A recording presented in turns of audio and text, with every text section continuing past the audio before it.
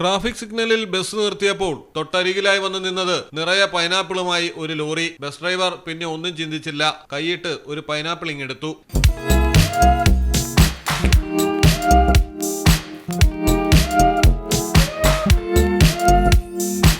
മൂവാറ്റുപുഴയിലാണ് സംഭവം. Vazhakulam saint George forane പള്ളി കവലയിലാണ് signal കാത്തു കിടക്കുന്നതിനിടെ സ്വകാര്യ ബസ് ഡ്രൈവർ തൊട്ടരികെത്തിയ പൈനാപ്പിൾ നിറച്ച ലോറിയിൽ നിന്ന് ഒരു പൈനാപ്പിൾ എടുത്തത്. സംഭവം പിന്നിലെ വാഹനത്തിലുള്ള ഒരാൾ മൊബൈലിൽ പകർത്തി. കാര്യം ഒരു പൈനാപ്പിൾ മാത്രം, തമാശയ്ക്ക് എടുത്തതാകാം. ഏതായാലും മറ്റുള്ളവരുടെ മുതൽ അനുവാദമില്ലാതെ കൈക്കലാക്കുന്നത് മോഷണം തന്നെയാണ്.